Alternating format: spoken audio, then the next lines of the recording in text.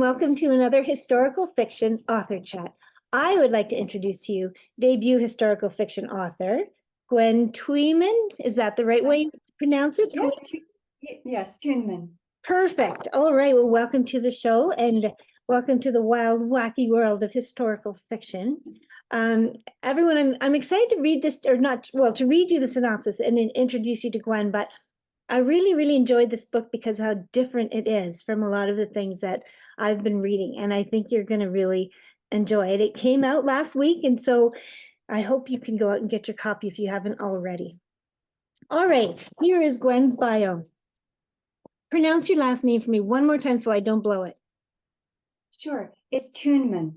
Tuinman, thank you. It's that little I in the middle that's getting me. So I'll get it right. Gwen Tuinman is descended from Irish tenant farmers and English Quakers. Her storytelling influences include soul-searching, an interest in bygone days, and the complexities of living a life.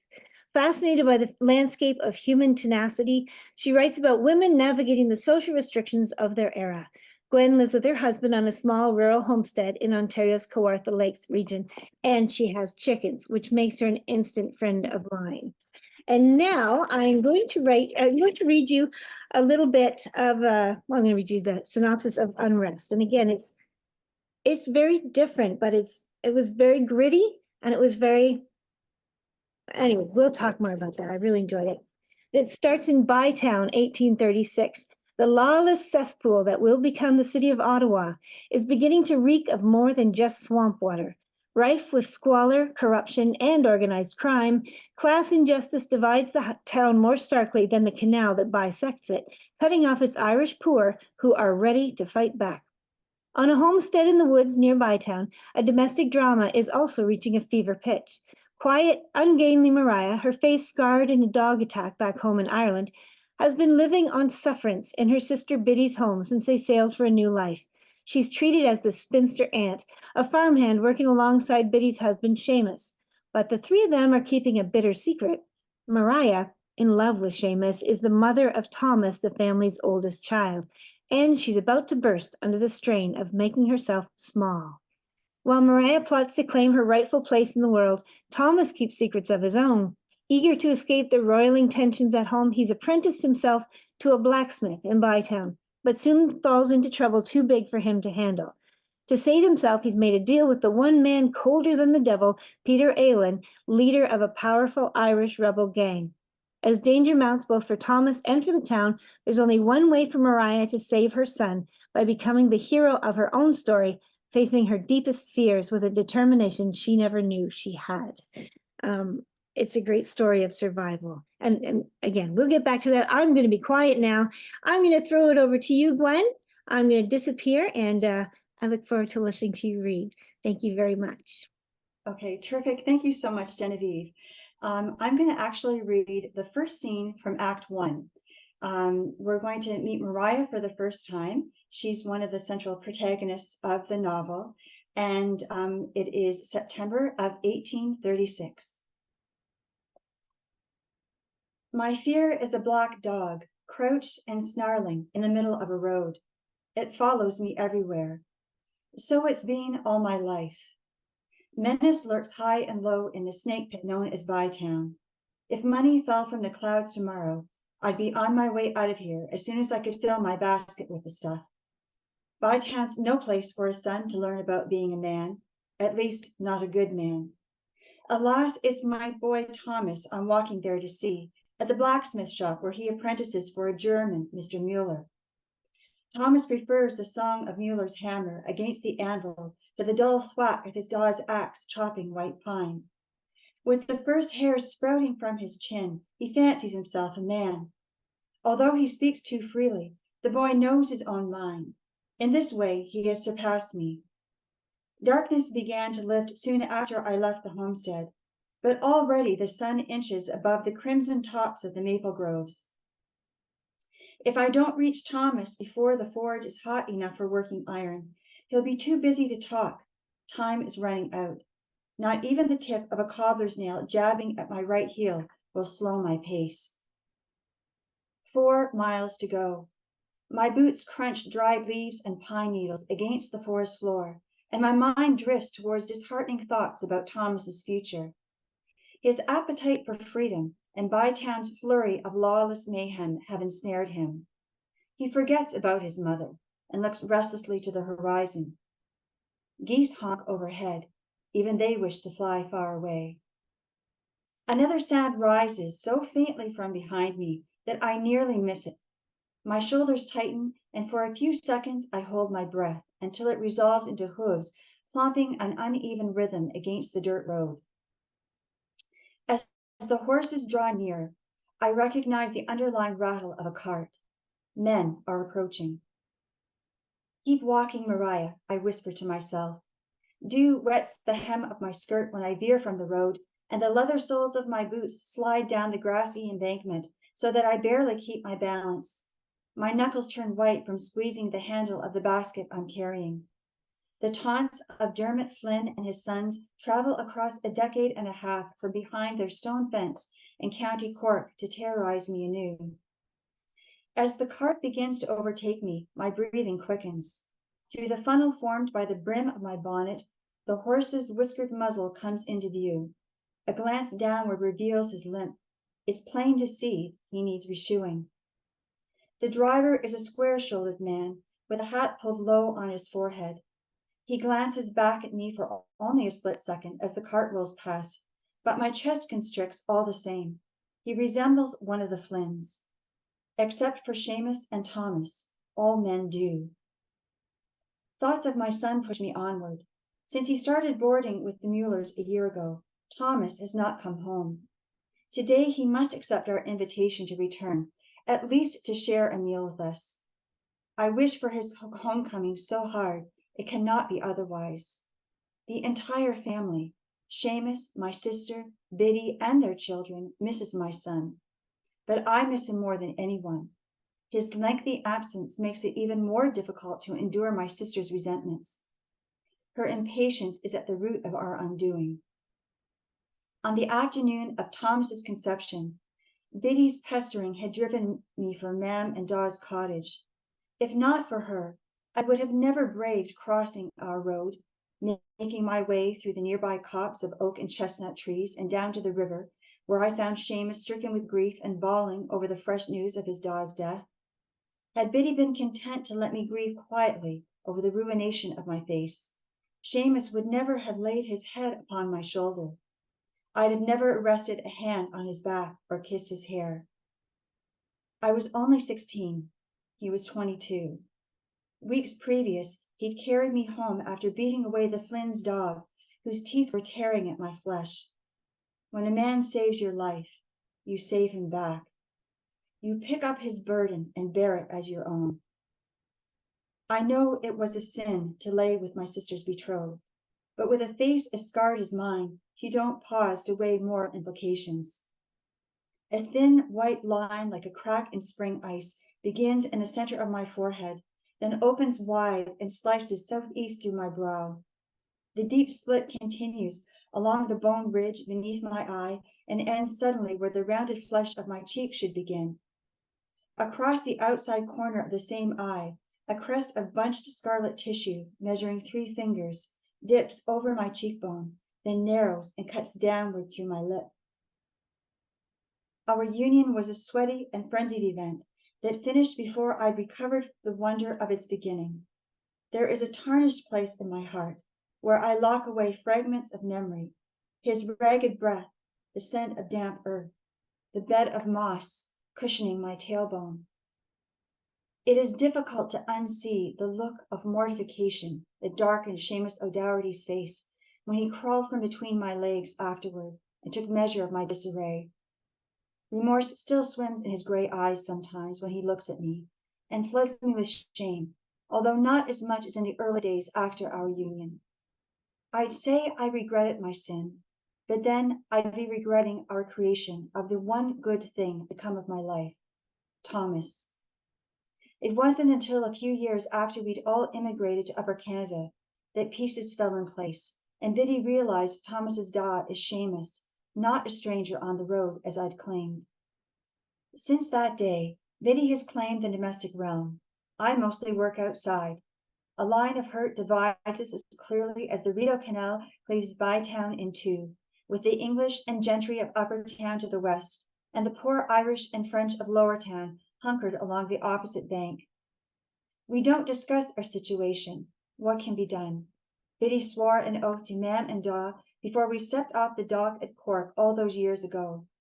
She promised to take me in and make sure no harm befell me, and to raise my unborn child as her own, in this new land of fresh beginnings, where no one knew us. And Oh, that's the end of that scene. and here I come back in. There I am. Beautiful. Thank you so much, Gwen. I love it. I love your writing is so descriptive. It's very poetic. And when hearing them, even like the leather soles of their boots sliding in the dew and all this, it's just very poetic. Thank you very. Oh, that's lovely. Thank you.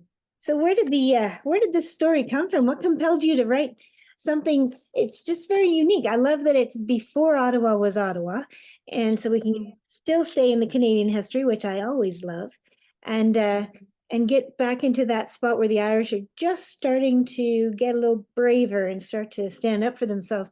What compelled you to write this?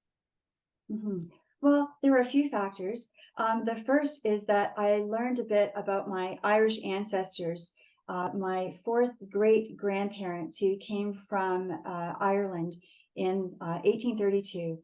They settled in Bytown, and according to family history, in the middle of a winter's night, their shanty burned to the ground. And so my grandfather gathered my grandmother and all of their children and brought them into a neighboring barn. He covered them with hay overnight so they wouldn't freeze to death. But my grandmother was very unwell. And so in the middle of the night, she took a turn for the worse. And my grandfather drizzled whiskey over her lips and whispered in her ear, "Martha, my darling, don't leave me." And I was so captivated. Yeah, it's so moving. I was so captured by that. And it really got my wheels turning. And then I later learned that Bytown was basically a frontier town. It was like the Wild West that we see in the movies. And so I was further drawn in by that and really wondered, what my ancestors' life must have been like there. And then the final thing that really spurred me on was I learned that back in those days, well, of course, life was very difficult for the women. The women's work was an incredible burden, and they worked so many hours a day, managing the hens, the dairy, the food preservation, raising children, and they cooked 3 hot meals a day at that time. And so if a woman became unwell, or maybe she was exhausted from pregnancy, then things would really slow down in terms of the duties she could perform. So what commonly happened is that the woman's sister or perhaps an aunt would forego marriage, and then she would move in with the woman in her family to help with all of that sort of work. And then my mind got turning, like, oh my, to have like 2 women living in the same house, as a man and many small children, and with all of the pressures and uncertainties of that life at that time, what could possibly go wrong? And so I began imagining all kinds of tensions, and then the story just kind of started downloading in my mind like a Netflix series, and then there it was. That's the best way to see it, to see history, to like it when it pops in your head unexpectedly. And if this is your first historical fiction novel, how did you get into the research? How did you start off with? You start with books, you go online. Do you have a process that way with research? Well, I would have to say it sounds a little, well, I do a lot of reading. And it sounds a little fluffy, but I find that once you really get into something, you almost magnetize the information. Like it almost comes to you.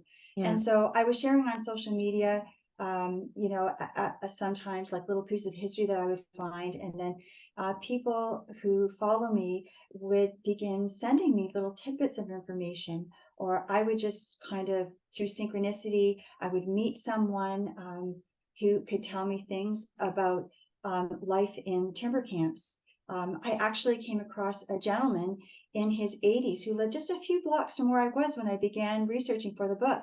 And he told me that as a teenager that he flew into the deep forest in Quebec to work in the timber camps. And so he gave me some information. Wow. But a lot of the most fun information, fun things that I did for research was physical. Like my husband and I traveled to Ireland, and I was able to discover the tenant farm that my ancestors had worked. Wow. And then we traveled to Ottawa. So I visited the Library and Archives of Canada and was able to look at some archived books there and draw interesting information. And of course, the Bytown Museum is a wonderful wealth of, they have beautiful exhibits of curated items, which really helps give you that picture, because that's such an important part of writing, right? Is that you have that picture in your mind of what people held. And even if you don't specifically write about it, it just puts you in that zone. It's really magical to me.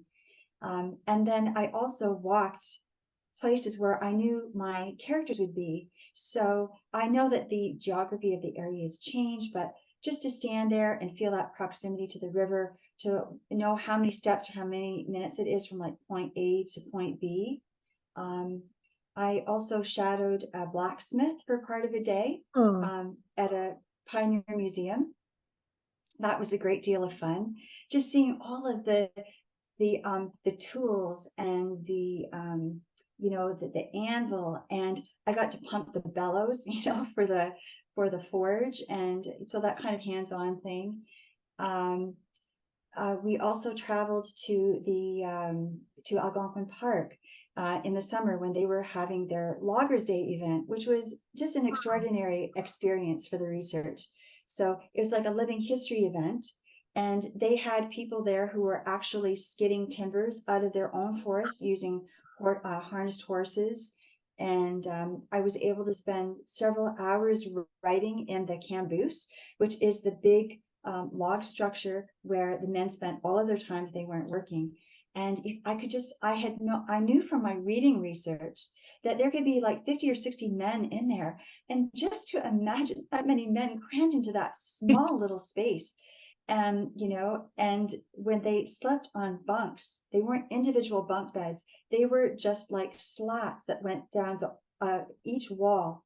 And so they were snugged in together to stay warm from each other's body heat. So it was quite a thing. I could really see that world when I was sitting there, and it's just so exciting. yes. And yeah, the last place I should mention is I was able to visit the First Nation at Golden Lake and sit in conversation with the cultural curator there, William Dick, and he was so generous. He is with the Algonquin Way Cultural Center, which I would encourage everyone to visit. And he shared some marvelous information with me that figured into the storytelling as well. Oh, that's wonderful research you did. That's not just sitting at your desk. Like I get stuck a lot doing that. But I know that I used to work with online because they were in Scotland and I was at home, but I used to work with Scottish reenactors, and what I found about them was that you can read all the books and all the blogs, whatever you want, but there's nothing like speaking with someone who's in it with a passion, someone who knows exactly the length of the hilt of a sword, and oh no, you can't put it that way, you have to do that. I know that, and knowing that you can use all of that information and not just give information but colorize the book and bring it home, that's beautiful. That's a beautiful way to research. Look at you. That's great. And Go ahead. you're inspiring another thought for me, Genevieve. When you talk about reenactors, what a marvelous community they are, because they're so very passionate about history. And I had the good fortune to hang out for a day with some War of 1812 Oh, reenactors. And this is before the era of my book, but they were using replica muskets, pardon me, called brown besses. yes. And so they taught me how to load a brown bess musket using the gunpowder and the wadding and the musket ball. And they taught me how to do that. And I loaded it a few times and was able to fire it. And that figured into the book as well, because what I learned is that the barrel of that musket is 5 feet long, and it is so heavy. So it takes, like, for a woman, I'm pretty strong, but it took a lot of upper body strength to hold that musket up to aim at a spot. And then I imagine, oh my gosh, back then, if something was hurling itself at you at the speed of light, and Yes. you have one musket ball, and then you have to, reload, it would be terrifying. Oh yeah. Yeah, and again, that really colorizes, it gives your reader a much better picture of where Mm. you are in that time. I find that it's so underestimated. When you go into a museum, you can see all the glass, all the displays, all the everything, and you can read the little signs all around. But speaking with some of the curators and even the volunteers around there is so much more. I recently went into an air museum in Calgary, and I saw there was a little group following one of the museum guys around, a volunteer around, and he was sort of going on. He was talking about his favorite planes and how this happened, and then he would get into the more nitty gritty stuff. And I could see these people kind of rolling their eyes and thinking, okay, let's go home. We got to go get lunch. And you could see they were getting bored. And I was extremely rude. And I barged right through them all. I said, please tell me about the Spitfire that's hanging up there. Please tell me about the Hurricane over there. And to see the joy in his eyes when he knew that somebody valued. And so I know the same as you. In Louisburg, I went out and learned about the muskets and ate or drank some of their hot chocolate, which I do not encourage. That's the worst. But yeah, going to those museums, especially those living museums, it's so it's so much better for yourself, for your research, and for the book for sure. So the story is called Unrest. Now, 1836. There's a lot of stuff going on that was not so great. But what was the unrest? There's probably a lot of it in this book that you were referring to. But how to get the name? How'd that title come up? Mm-hmm. Yeah, you're right. There was a lot of turmoil going on in Bytown and in the Ottawa Valley at the time. I mentioned in the reading, and then in the synopsis you mentioned as well, that on the upper town side of the Rideau Canal, there was a merchant class and there were wealthier people. And then on the lower town side, which is kind of like the wrong side of the tracks back then, that's where a lot of the poor Irish and French Canadians lived. Right. And so going back to the unrest in that era, in the early 1830s, well, unrest takes place in 1836 to 1837. Mhm. And then just a few years earlier, there were two different cholera epidemics that happened. The wealthier people in Upper Town received medical attention and support, Ah, but the people on the Lower Town side did not receive any medical support whatsoever. And so their death toll was much higher. So naturally, there's a lot of animosity about that. And then another thing is that in the early 1820s, a lot of the Irish came over to escape the English oppression in Ireland and also to get work excavating the Rideau Canal. hmm. And um, and then in the early 1830s, the digging of the canal ended. And so consequently, all those Irish people found themselves without jobs Right. and no particular, employable job skills. And so what they did is started pushing their way into the timber industry by offering to work for cheaper than the French Canadians who had traditionally monopolized the timber industry. And so there was a lot of friction between the French Canadians and the Irish. And then add to that the fact that for the 2 summers before my story begins, there were terrible drought conditions in the Ottawa Valley, and that greatly affected crops. And so therefore, there was a low food supply. There were food shortages, and of course, people were very frightened about that. Um, and then and then in the mid 1830s, enter Peter Allen, who you mentioned this when reading the synopsis, and the Shiners. And the Shiners were a big gang of rebel Irish organized by Peter Allen. And their main motivation was to help the Irish find jobs. And I think a second motivation was also to kind of behave as anarchists. So if they saw the wealthy Irish, or pardon me, the wealthy English in Upper Town trying to recreate any kind of powerful organization that, to emulate what existed in England, then the Shiner Gang would do whatever they could to undermine that. And a lot of their efforts came through violence. So if anyone misspoke against them or was negative about them in any way, then, or they felt wronged, then they might burn the people's house down. Right. They would burn businesses down. They often they carried oak cudgels, clubs, and they would club people to death. A sheriff in Bytown tried to intervene on one occasion, and he was actually kicked to death. They shot people. The list goes on. They were also very fond of gunpowder and explosives, and they blew up some establishments. So needless to say, people were terrified by them.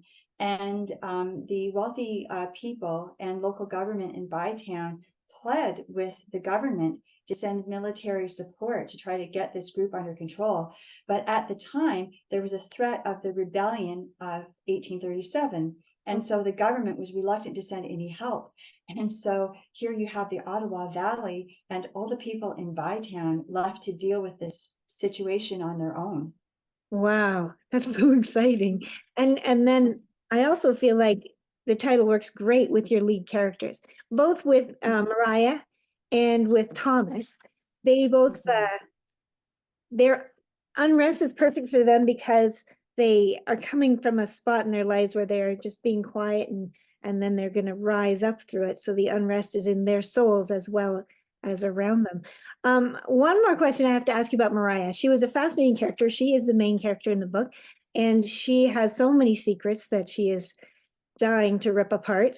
And I want to know, she's the one distinguishing feature about her is that she was attacked as a child in Ireland by dogs, or a dog, I'm not sure, and is horribly scarred. What was the purpose in doing that with Mariah? How come she had to come in there broken already?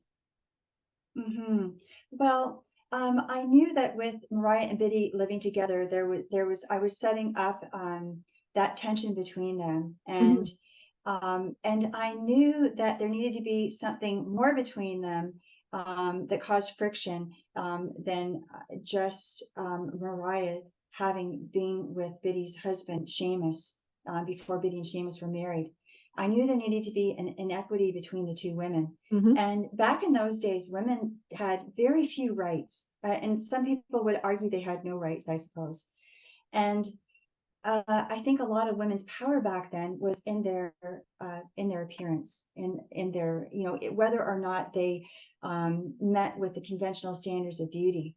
And so Biddy needed to be the clear winner in that situation. And so she is the lovely, blonde-haired, blue-eyed Biddy.